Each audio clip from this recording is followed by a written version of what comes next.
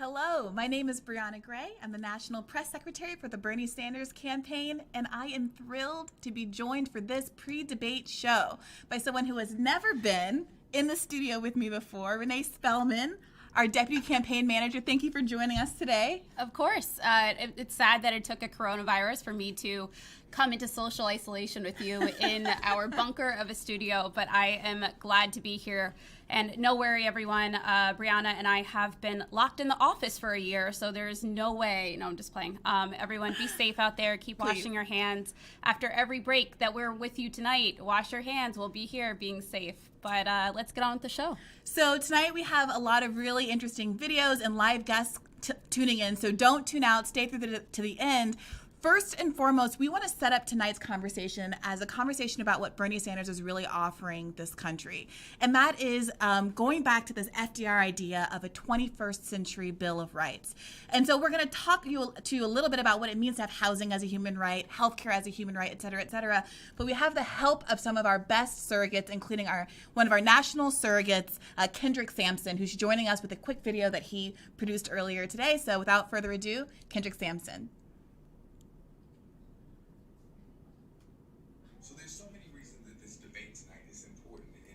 Extremely important, and one is it will highlight, it will allow people to look at the major differences, the fundamental differences and the policy differences between the candidates. And one thing fundamentally different, the reason that I support Bernie Sanders and the political revolution, is there's a fundamental difference in we are focused on liberation. We are focused on making sure that we change systems.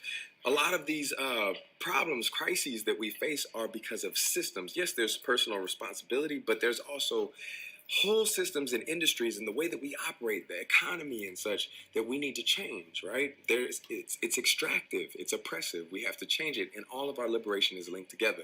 And Bernie understands that, and so does the political revolution and the coalition that's built to change these systems. He's listening to leaders all over the country who are working on addressing and making sure the most vulnerable communities are taken care of. And that's why when we're talking about the climate crisis, right? It's multifaceted, it's intersectional. There's so many things that contribute. So we have to make sure that we address all of those things, that we address it on multiple fronts. That's why the Green New Deal is so important. It addresses housing, it addresses racial injustice, it addresses economic injustice, environmental injustice on many different fronts, and addresses the climate crisis better than any other deal because it's bolder than any new deal, than any other deal. So the Green New Deal, the first thing that is why we're in a worldwide emergency. Why haven't we declared this a national emergency? That's the first thing. Declare what it is. It's a national emergency.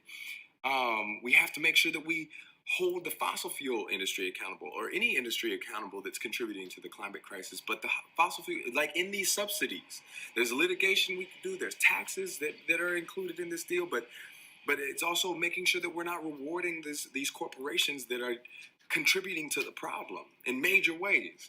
So in the fossil fuel subsidies, make sure that we meet and exceed our fair share of global emissions reductions. Reducing domestic emissions by at least 71% by 2030. What about ending unemployment? We have an unnecessary unemployment rate, right? There's unlimited potential for jobs in different industries, and we can talk about that, but in this particular deal, we're talking about creating 20 million new jobs needed to solve the climate crisis. 20 million new jobs. We can lead the world in solving this problem, right? In nursing Mother Earth back to health and making sure vulnerable communities are taken care of. There's in this deal, $16.3 trillion investment toward these efforts. Making sure that, Black, Indigenous, and other communities who are most vulnerable are not excluded. Right, that they've been systemically excluded from things like the New Deal and the way that we addressed and mobilized resources back after World War II. We're making sure that that doesn't happen again, centering those people who are most vulnerable. Come on, I mean, just go on BernieSanders.com, check it out. This is what we need. This is what we need. We need an organizer in chief, somebody and a liberator in chief, somebody who is gonna look at the most vulnerable, talk to community leaders all over the country who have the answers, and uplift those answers, uplift those solutions that we know can work. We know what doesn't work. Let's make sure that we uplift the things that do work. And I think they are I know they are in this platform. Kendrick's absolutely right. That 21st century economic Bill of Rights, in which he talked about jobs and housing and environment, retirement and education, and next, as we'll talk about healthcare, is exactly what's needed each and every day. But we're in a crisis right now. So when we talk about education, we're also talking about universal school meals and making sure that teachers have pay and a guaranteed job. When we talk about retirement, we're talking about making sure that our seniors can be safe and secure in their homes with long-term care aides able to come to their homes. When we talk about housing, we're talking about making sure that there's no just cause or no evictions without just cause. So we'll go a little bit more into our policies. And next up, we have healthcare. So we talk a lot on this campaign about Medicare for All, but perhaps at no point other than the moment we're in right now with the coronavirus has it become clear that we are only as strong as the least insured and most vulnerable among us in our community. And so I'm really heartened personally by the fact that so many people across the political spectrum have realized that it is unconscionable that we live in a country where people are paying $1,300, $3,000 and up for coronavirus testing, and that people are afraid to go and get tested, even though it benefits us all as a community because of the cost of healthcare. And that on an interim basis, they want to make testing free, make treatment free. But this isn't the first or the last time a crisis like this is going to affect our country. So it really underscores exactly how valuable it is to have a free at point of service healthcare system already on lock. I don't know if you've watched some of this coverage on the BBC and other international channels where they're all kind of aghast at the fact that America is facing this crisis in a unique way because we're the only industrialized, similarly situated, wealthy country in the world who does not have these protections already in place. So we're going to play a couple of videos for you from some medical experts. One from Dr. Michael Leidy, a prominent spokesperson on the issue of Medicare for All and a surrogate for this campaign. And another one from Alistair Baldwin, who is a physician, both of whom have firsthand experience with what it means to have a healthcare system that doesn't protect all of us. And to be very, very clear, we are the only candidate in this race whose healthcare would include everyone. Joe Biden's healthcare program would exclude 10 million Americans. And in a crisis like this, where we see what happens when even just a few people aren't being treated, are able to go ahead and pass on the virus, it really underscores the extent to which his program just isn't good enough. So let's look at those videos. About healthcare costs. But none of the proposals out there show how their plan will lower costs or generate savings compared to the present system. Except for Medicare for All, proposed by Senator Sanders. The biggest savings comes from eliminating bureaucracy and administration. Now we spend too much money setting, billing, negotiating, and paying for health services. That's what Medicare for All tackles. The Medicare program will pay the bills for everybody, not just for seniors. That's why we call it single payer. Gone are the pre-authorizations, the hassles with insurance company bureaucrats, along with the hundreds of insurance companies that force doctors and hospitals to do all that unnecessary work. We call that multi-payer. My doctor spends an hour on paperwork for every hour with patients. Under Medicare for All, we contain costs by negotiating fair rates, paying hospitals for delivering patient care, but not for VIP suites, and lowering prescription drug prices by 50%. No more pre-authorizations, no more endless hours on the phone with insurance companies, no more denials of care and fights over reimbursement. Doctors and nurses become free to focus on delivering the care we need. Rather than waste tax dollars subsidizing for-profit healthcare corporations, we spend that money on health services. Guaranteed health care. That's what Senator Sanders means by Medicare for All. National Health Policy Chair. Okay.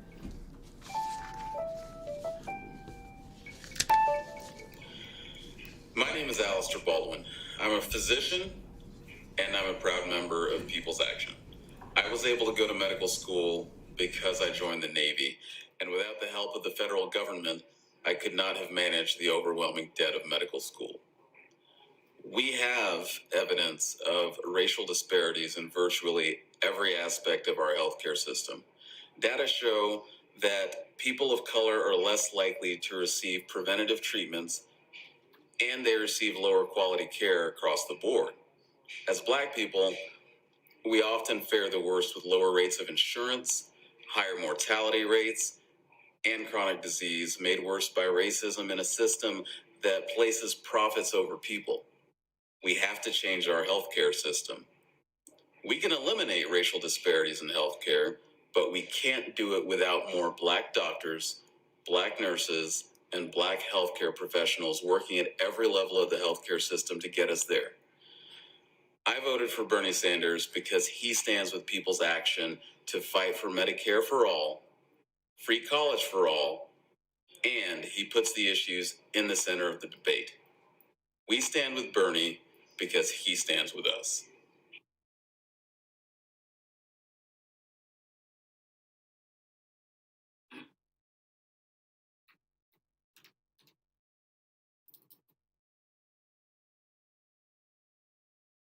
I just want to thank Michael Lighty, who's been so strong in Medicare for all for us for so long, and Alistair Baldwin from the Center for, from People's Action for sending that video. We want to continue in our discussion of Medicare for All, and next introduce a video from Congresswoman Pramila Jayapal. Obviously, she's in the state of Washington, which has been hard hit by coronavirus, so we so thank her for taking the time to join us today. She's also our National Chair of Healthcare Policy for Bernie 2020. Hello, my name is Congresswoman Pramila Jayapal, and I'm so proud to represent Washington's 7th Congressional District in the United States House of Representatives.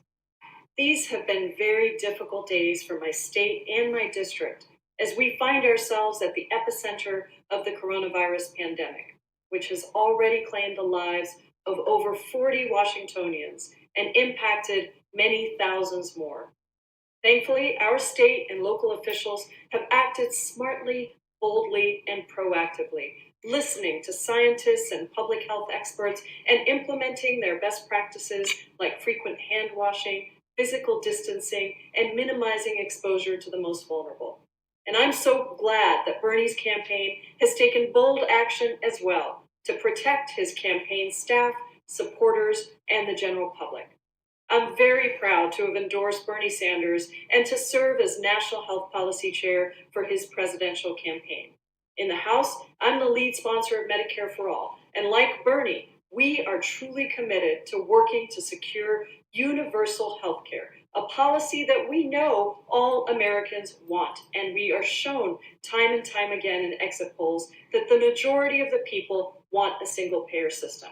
The truth is that even as we work to fight for a single-payer system, our U.S. government right now in this crisis needs to make sure that all Americans have the health care they need without costs. And we need to invest in our healthcare system. We're understaffed, and in this crisis, we're going to need to mobilize more residents, more medical doctors, more medical professionals, so that we have the help that we need on the front lines. And while we're dealing with this, we need to listen to the scientists and the researchers, to the medical experts. We need an emergency response to this crisis so that we have more doctors and nurses in underserved areas. And importantly, we need to make sure that all workers, particularly the most vulnerable, who do not have health care, who do not have paid sick leave, and who desperately need money in their pockets to weather this crisis, we need to take care of them.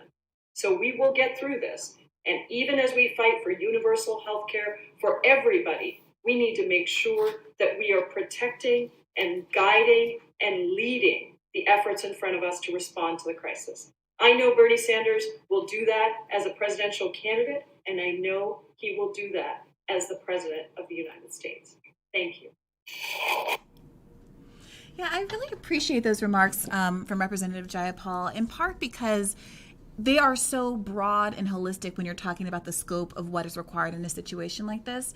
over the course of the past couple of days, there have been all kind of interventions proposed that align largely with what this campaign has been offering and what Bernie Sanders has been fighting for decades. But up until this moment, the response we often got when we brought these programs up was what? It's impossible, right? It's pie in the sky. It's a pipe dream. It's akin to wanting a pony. And so I think that, I don't know, we're at this point at which it feels like a real opportunity that people's eyes are open to the need, not just for Medicare for all, but for all of these other kinds of programs that would support people in a time where they're not able to support themselves economically. In some ways, it's like forcing everybody in the world into the situation of the vulnerability that we all are in at one point or another in our lives, and forced to actually support each other because our kind of mutual need depends on it. And what I hope is that we continue to want programs that provide a living wage, guarantee housing, guarantee all of these aspects of this, economic bill of rights, even outside of the context of a crisis.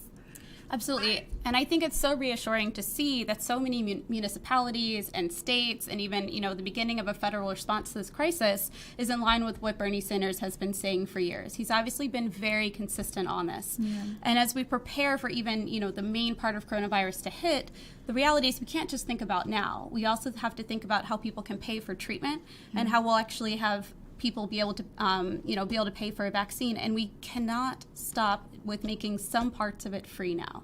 We need to make sure that people don't pay a nickel for a vaccine, right, and that they're not price gouged in terms of treatment. And that's incredibly important. We can't just stop now. We have to continue seeing this through. We need Medicare for all. We need single-payer health care. We need to make sure that, most importantly, our pharmaceutical companies do not have the ability to price gouge and charge an arm and a leg. And that's an important point, because the question often comes up, why is it that Bernie Sanders is able to push for all of these things, right? Why is it that if Medicare for all is enormously popular, if 70% of Americans support it, if exit polls from every state that's voted for so far, 20 out of 20, has shown that majorities of Democratic voters support Medicare for all, why is he the only one in the race, even before the mass dropout? Why is he the only one in the race that's supporting it? And I think I know that it comes down to the fact that he's the only one in the race who isn't taking that corporate money, isn't taking money from the pharmaceutical industry, from the private healthcare industry, and not just not taking money from them. Joe Biden has some prominent members, people who were formerly lobbyists in the healthcare industry, on his campaign, right? And that is influencing what the priorities of these respective campaigns are. And I think it speaks to how willing they're going to be to cut out those negative influences and fight first and foremost for the people when they're actually in office. There's another difference in this race. Bernie Sanders is also the only candidate that's going beyond just taking on Trump in the response to coronavirus, but he's saying we need to take on Trump and fix our broken systems. Yeah, I think that's right. So we have some really exciting people coming up. I know that we talked to Kendrick Sampson a little bit earlier. I probably should have introduced him in his creative role as well. I presume that everyone's as big a fan of Insecure as I am, but he's an actor from Insecure and The Vampire Diaries and several other upcoming projects. And next we have another actor waiting in the wings. So I'd love to introduce Laura Gomez, who you might know from Orange is the New Black, a favorite of mine. She's a Dominican actress, speaker, writer, and director. And she's here to talk to us today about why she supports Bernie Sanders. Hello and welcome, Laura. Hello, everybody. Hi, Brianna. Thank you so much. Where are you coming to us? I'm in LA. I live in New York, actually, but I was stayed here to the quarantine while it happens over here on the West Coast. Okay. All right. So let me start by asking you, why is it that you're a Bernie Sanders supporter? So many reasons. It's not even new. When Bernie came out on the platform and it's the voice that I could identify with.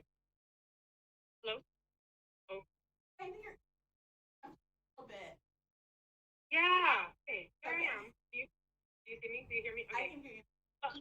I just found that this man had a voice that I identified with, and then, as I learned about his trajectory and his the stance that everything that he stood for, it was very much in line with my principles and what I ideally think is not that far at all. But this was all things that were possible in one of the richest countries in the world, and it resonated with me. And of course, the consistency and integrity of his career. But Sorry. yeah. Is that in terms of him as a person, then in terms of the issues, of course, it's the person who was talking about issues that were so important both to me and to my, the Latino community. I felt that if this message could come across, this would be such an important platform to support. So, are there specific policies that are a standout for you, whether it's healthcare or education or housing, that are kind of affect you or your family or your community more than others? I believe, so many things. Of course, for me as a woman, there's reproductive rights. The fact that he's so brave to talk about these issues that seem to be, even in times where they were not the norm. But for me, it resonates Medicare for all. And now, including the times of this pandemic, that we're seeing such a disproportionate amount of people uninsured. But even those insured are finding that, we have issues with how much our providers are able to give. And I recently actually went to the gynecologist, and she was informing me I'm no longer be going to take in your insurance because of bureaucratic issues behind the scenes. And I was like, you have to be kidding me. And all of these elements that for me make it so important. When I came to this country in 2001, I came from Dominican Republic with these dreams to become an actor, and I was doing the work out there, the hard work, and I was uninsured, and it was just something that I connect with. And I actually attended a Planned Parenthood. It was so helpful.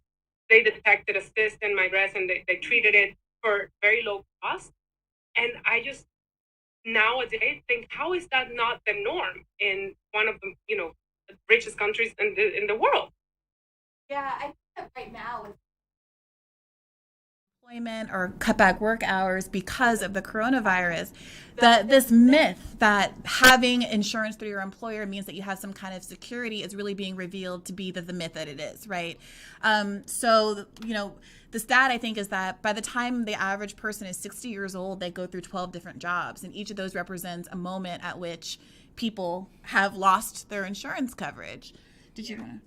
Yeah, I think another thing that the Senator often talks about is fighting for people you don't know. So obviously, as an actress, you have come in contact with lots of folks in production and in the creative industry, and we've seen that so many production companies, entertainment companies have had to shut down throughout the coronavirus. So could you tell us a little bit about the folks that you're fighting for that you may not know or you know through work only? No, actually, I do connect with that person I did not know because I was that person who came to another country with dreams, and I fulfill many of them, and I'm still working to fulfill many more. And I think, why would I have have the opportunities at that time just because I have certain privilege now, which I don't even think should be a privilege? Just having health insurance for me is like something that should be a basic human right.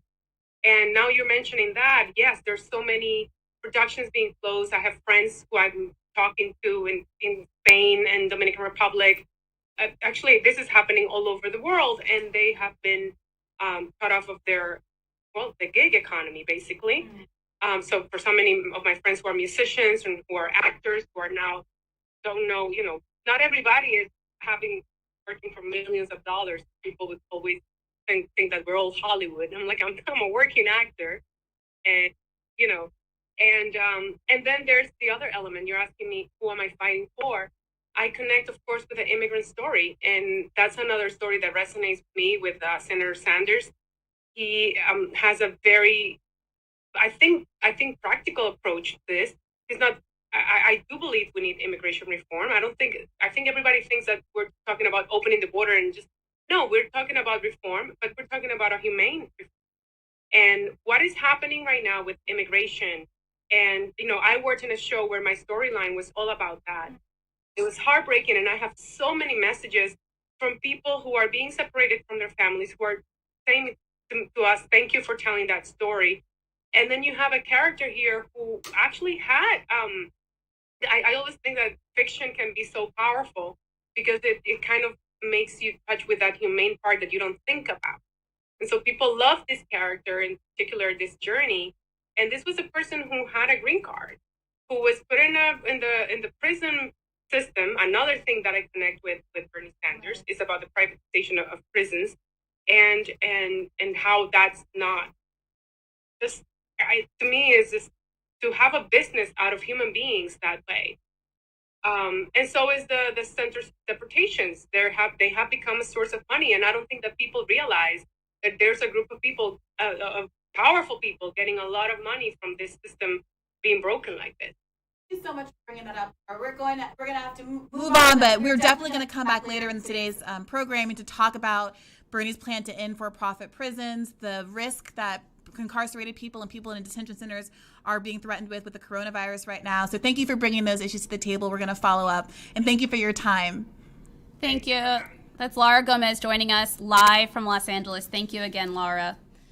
So we'll move into other parts of the 21st Century Economic Bill of Rights. We're going to talk about housing and education and retirement. You know, Brianna, one of the things that struck me when the senator was introducing this plan is he talked about, are you truly free if you cannot afford your prescription drugs? Are you truly free if you cannot pay your rent? And I think we've moved from not just freedom, but are you safe? Can you literally survive in the middle of this coronavirus crisis?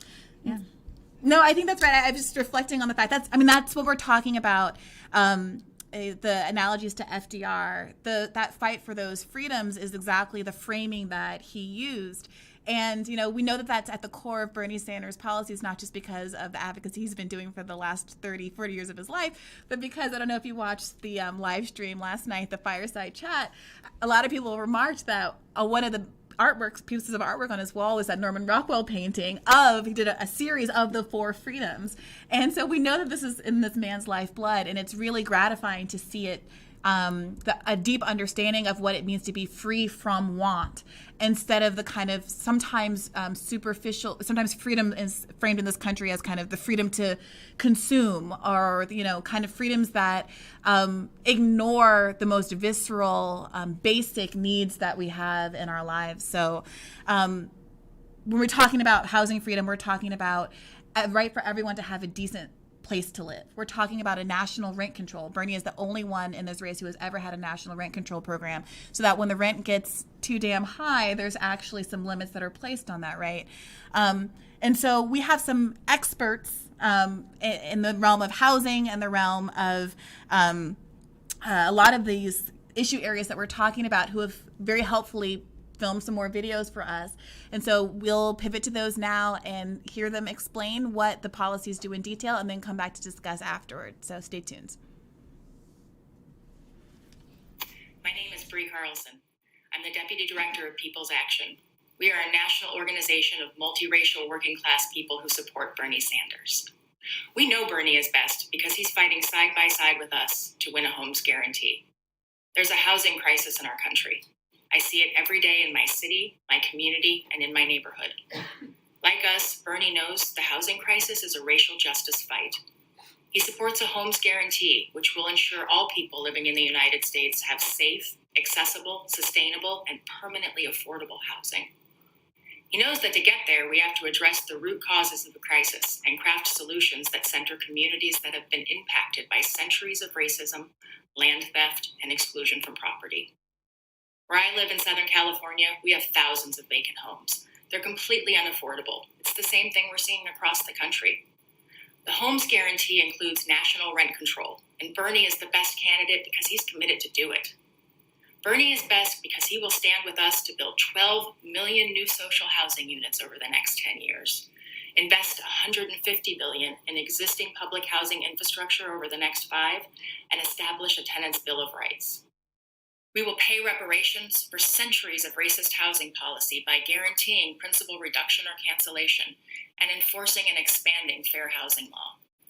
And we will do it all by embedding the goals and standards of the Green New Deal at every level. People's Action is with Bernie because he's with us. Bernie is best.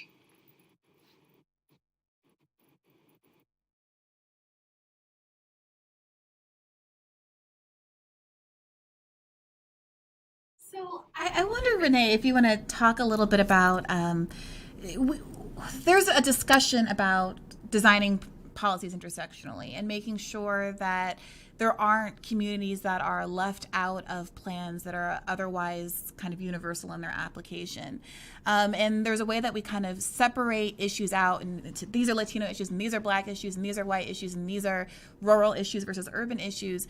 But something that I really appreciate is how an issue like preventing evictions that aren't for just cause is an issue that affects myriad communities, including ones that are specifically vulnerable. Can you talk to us a little bit about the just cause eviction standard that Bernie Sanders is advocating for?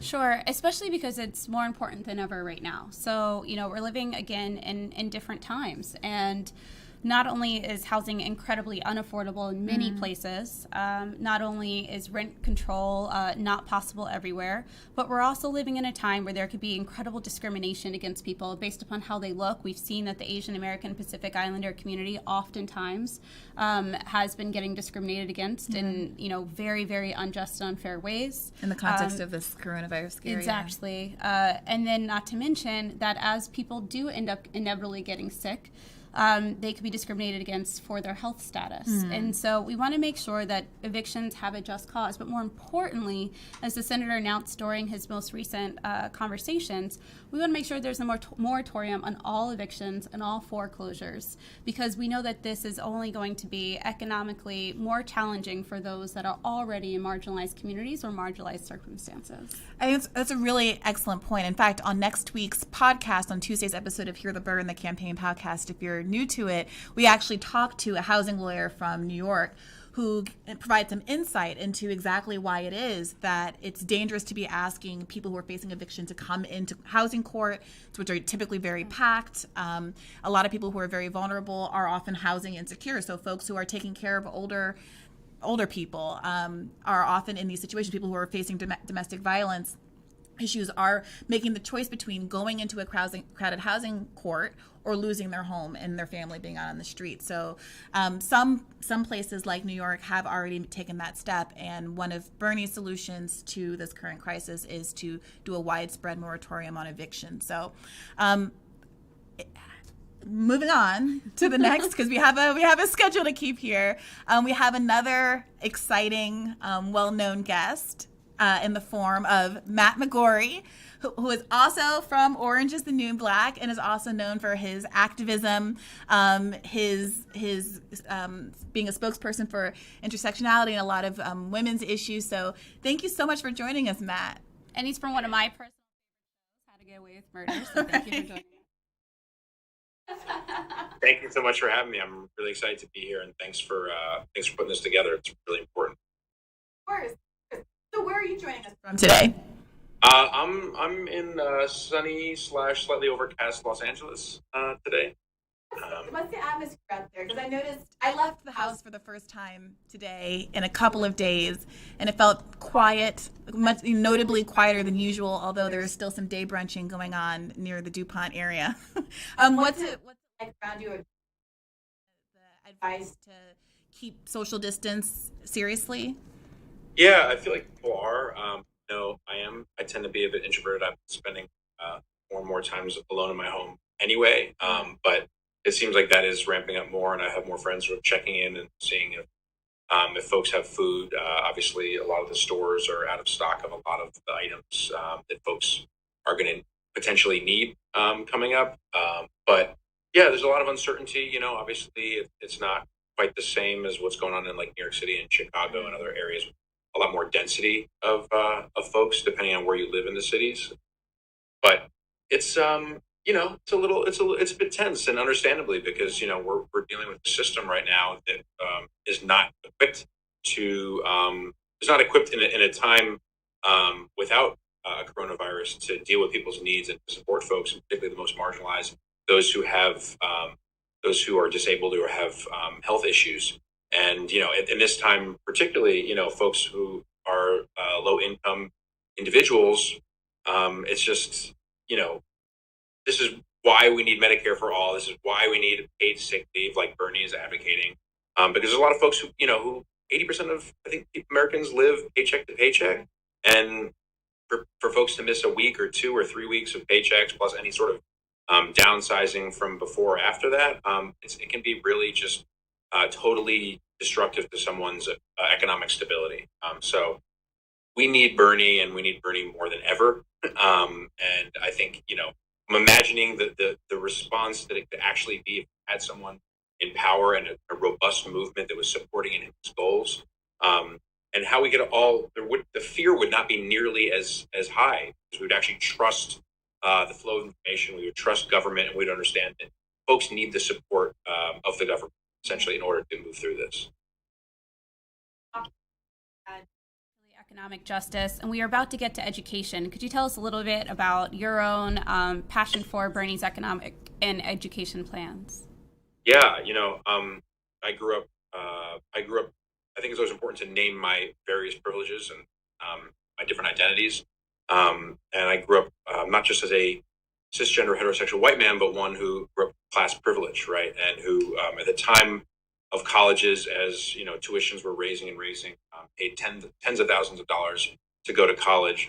That was made possible by generational wealth, right?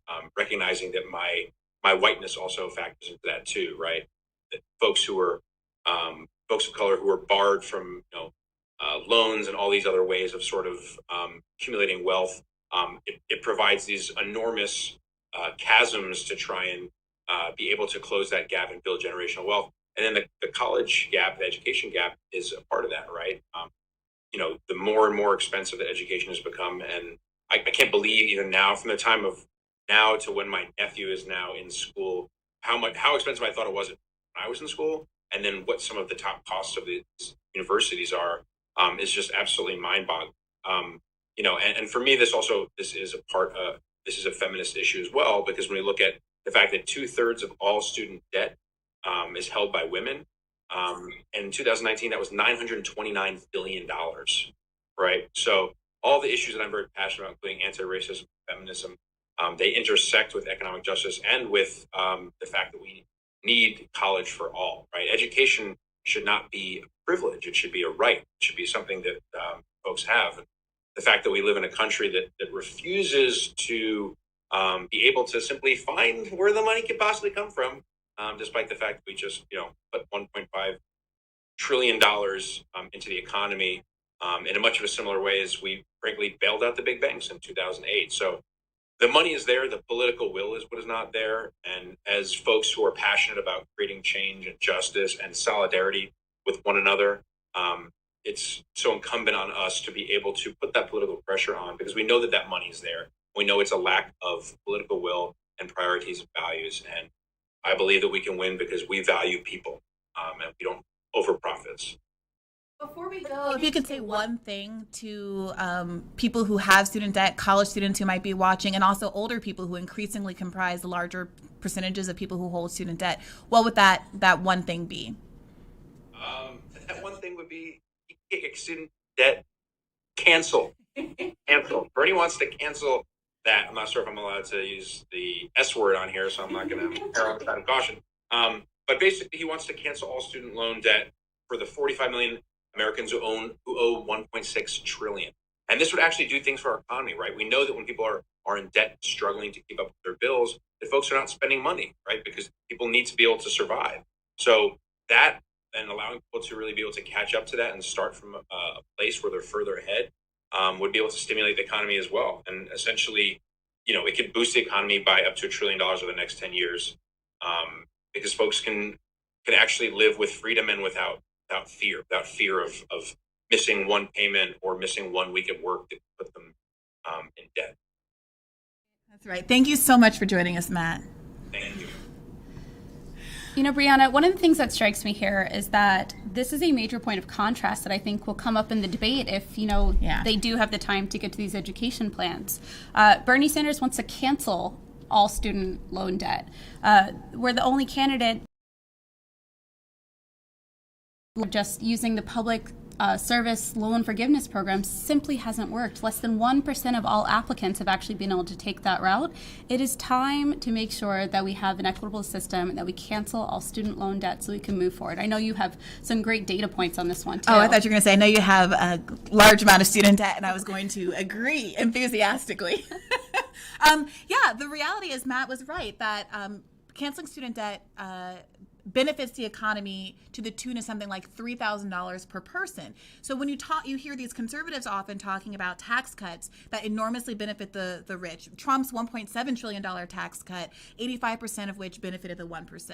We're talking about a tax cut that real people, working class Americans, actually will feel in their pocketbooks immediately. And this notion that some of the candidates who've now dropped out and Joe Biden have been peddling that it's the affluent who are benefiting from this is really bunk as well, because we all know that Black women have more student debt than anybody else and often have larger sums of student debt because we don't often have multi-generations of family wealth that can afford to help us out with it the same way that other families do. So it's both a benefit to the economy. I promise I will get into the housing market if someone cancels my student debt. But right now, at age 34, there's a lot of milestones that I expected to hit at this age that just haven't. And I would be dishonest to say that they're caused by anything other than the fact that I have still 6 figures of student debt almost 10 years out from law school. And it's not just higher education. I think we're seeing incredible relevancy for Bernie's plans for K through 12 as well. So when we talk about the Thurgood Marshall Plan for Quality Education, we're also seeing that Bernie has long called for raising teacher pay. Yes. I think one of the things that's so, distressing about this crisis is that, obviously a lot of people that have second and third and fourth jobs to make ends meet, they are either not able to work right now and oftentimes won't be able to get unemployment from those jobs. But our teachers are sometimes part of that, right? Yeah. So we're seeing teachers have to pick up another job. When teachers are paid a fair wage, in Bernie Sanders' plan, at least $60,000 a year, they can focus on their families, they can focus on their health, and then most importantly, they can focus on the social distancing that we need now. Right, and they can focus on our kids' education and not working in the gig economy. I think that's a really excellent point, and it's part of why the number one employer of people supporting Bernie Sanders, the number one profession of people who have donated to Bernie Sanders is in fact teacher, something we're enormously proud of.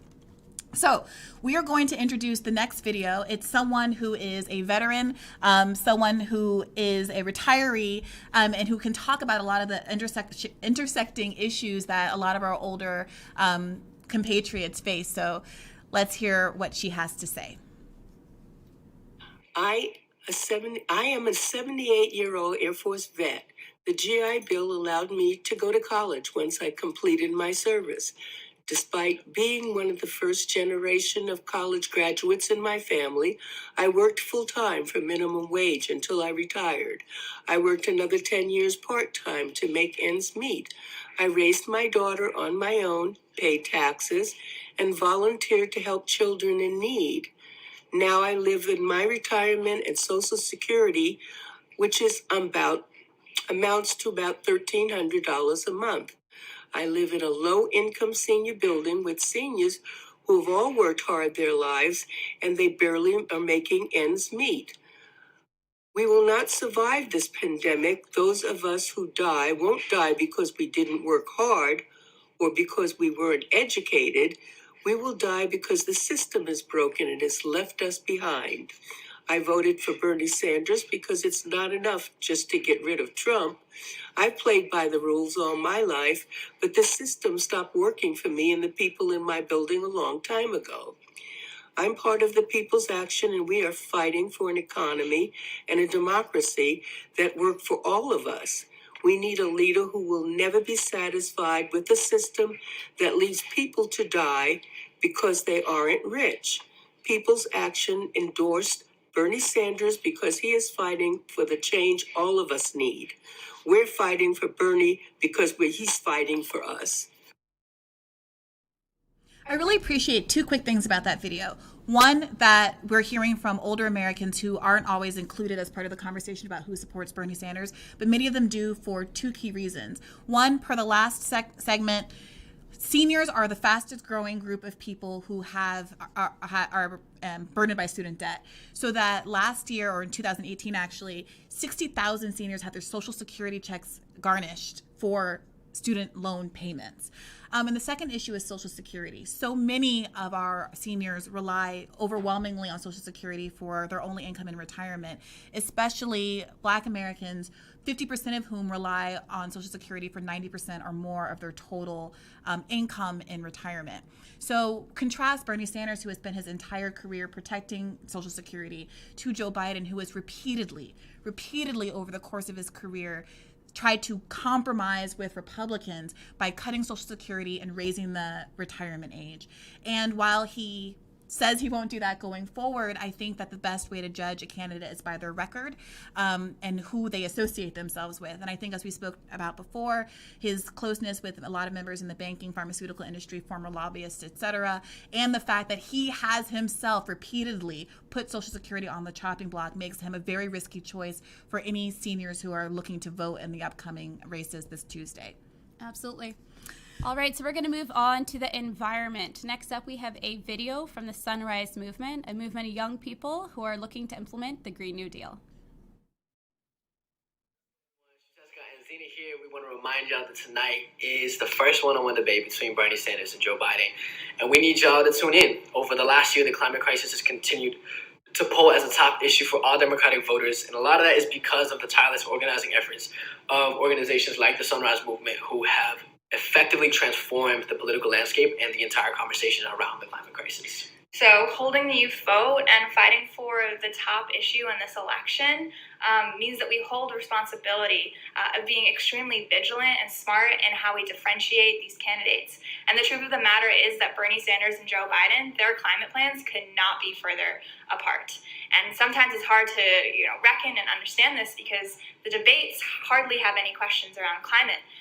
But the reality is that Bernie Sanders is planning on investing in a Green New Deal that would create millions of good-paying jobs and also address the climate crisis at the scale that science demands, while also addressing the crisis at the scale that justice demands. And so what that last part means is it means putting frontline communities, whether it's indigenous communities, communities of color, disabled communities, low-income communities, fossil fuel workers, putting them at the center of any solution that is embedded in the larger framework of the Green New Deal governing agenda. And what Bernie Sanders understands, and what a lot of us understand, is that the climate crisis is not just an environmental issue. It weaves together many struggles for liberation and for justice that tie to deeply rooted systems of oppression that have affected our communities for generations. A Green New Deal that Bernie Sanders is fighting for is going to ensure that nobody gets left behind. What we need to realize is that in this election, we're not going to win by voting from a place of fear. We are going to win by voting from a place of love, unity, hope, and vision for what we know the world can be. And that's exactly what Bernie Sanders' campaign and the entire movement of people around it has always been about. So we hold the power to determine how this election goes. And I'm really looking forward to tuning into the debate tonight with my friends. And we're gonna see y'all there. See you there.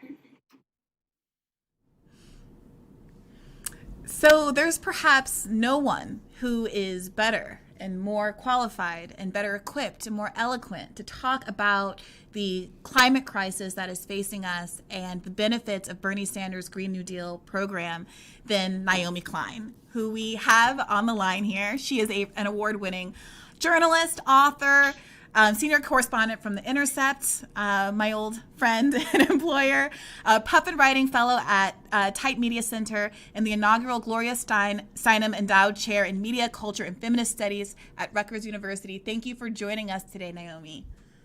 Hi, it's great to see you. It's getting exciting.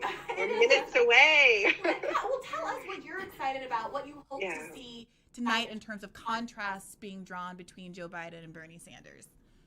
Well, look, we've been waiting for this moment for so long, right? For us to actually be able to just have a one-to-one debate, put different worldviews up against each other, compare them. I think for me, the thing that I am looking for most has to do with how people define what a safe candidate is, right? Because so often we've heard that people, have their reservations about Joe Biden. They're not excited about Joe Biden. He maybe wasn't their first choice, et cetera, et cetera. But there was this perception, and a lot of that was orchestrated, right, around the show of unity, that he was the safe candidate to beat Trump, right? And my concern about that always had to do with 2016, right? And, I wrote a book called No Is Not Enough because I really do believe it. I believe that is the lesson of 2016, is that we can't just have a negative vote, that there has to be a vision of what we want instead. But a safe candidate is not just who is safe to win against Trump. And I've got the Bernie beats Trump pins, because I really do believe that. I believe he is a safer candidate to run against Trump. But I also think that when we think about safety in the middle of a health crisis, economic crisis, political crisis, all of this intersecting, a safe candidate is a candidate who has a plan to keep us safe, right? Who has put our safety at the center of their vision for their entire life, right? So our personal safety, our collective safety, and we've heard people speak so eloquently about Medicare for all, about the climate crisis and the Green New Deal. So I think we need to redefine what safe is. And I hope that becomes really clear in the conversation that they have. I don't think we get safety unless we're willing to fight for it, right? I think that we are in one of those moments where we have to earn our safety, and we have to earn it through courage and boldness. And that is what the Sanders campaign represents. You both have talked about FDR and economic rights. It's worth remembering that FDR came to power in the midst of profound crisis, when the United States was in the depths of the Great Depression, in the grips of the Dust Bowl. It had tried tinkering around the edges, and then a new approach put forward. And we know that many people were left out of those bold plans: African-American workers, women, immigrants. And the Sanders campaign, I think, is about capturing the best of that spirit of courage that FDR represented, but learning from who was left out, and insisting that those are the communities that need to be foregrounded in any justice-based transformation. Can you tell us really incisively and quickly, if you can, because we're running out of time a little bit, but I want to make sure people understand where Joe Biden's plan falls short. We know that he got an F minus grade from the climate change kids. So what is it that is so inadequate there? Right. So we know that if we are serious about protecting a habitable planet, we can't just go back to the Obama years. That was what the road that we were on, that was forming the planet that has produced the crisis that we're in right now. Obviously, Trump is worse, but turning back the clock, and Joe Biden is saying, we'll rejoin the Paris Agreement. That is not enough. The Paris Agreement is not enough. It's a voluntary agreement that is allowing governments to expand fossil fuel production, and that's what Joe Biden is proposing. He's running a pro-fracking campaign. He is not willing to stand up to fossil fuel companies. And there's nothing about his plan that is on the scale of the crisis itself. So they really aren't comparable in any way. So that's why his score is so low. We have to be guided by science, and we have to be guided by justice. And if I have just a couple more minutes, I want to talk a little bit about crisis, because we're in one, right? And we're seeing resources being mobilized very, very rapidly, right? The Fed just today announced $700 billion of a combination of quantitative easing and different kinds of measures. They're using everything at their disposal. They're also basically getting to zero interest. This is on top of the Fed pumping $1.5 trillion in various, not a direct bailout, but it's all kinds of loans. What we saw in 2008, right, when we saw trillions of dollars mobilized to bail out Wall Street. Now we're seeing all kinds of bailouts on the table for the cruise ship industry, for the airline industry, for the fracking industry they're talking about, Brianna, right? So these are industries at the heart of the climate crisis, and they're talking about just propping them up with our money. And the Green New Deal is actually the stimulus that we need, because we are in an economic crisis. We have to create jobs. We have to stimulate the economy in a moment like this. But instead of propping up the industries that are at the heart of the climate crisis, why wouldn't we leap to the economy that we actually need, that will keep us safe in the long term? And that's what Bernie Sanders' Green New Deal represents. this moment has changed everything. This campaign is different right now. The world is different right now. And so many things that, as we started off talking about, that seemed implausible, seemed hard to pay for, are actually happening. But there is a lot more at stake. We were talking earlier about, it's an incredible privilege even to be on this live stream right now and for all of you to be joining us. Let's not forget that there are so many homes without broadband access. Bernie's plans would increase that broadband access and make sure that there aren't corporate monopolies having that. It's even more important now that people are having to work from home as a mandate from their jobs. We also know that we have plans for free and fair elections and to end voter suppression. That's incredibly important now as we have so many vulnerable populations, whether for racist reasons or ageist reasons, that they're not able to get to the polls easily coming up. So to close, we just want to introduce one last speaker. Please welcome Jennifer Epps Addison of the Center for Popular Democracy. And good luck in the debate, everyone. See you guys.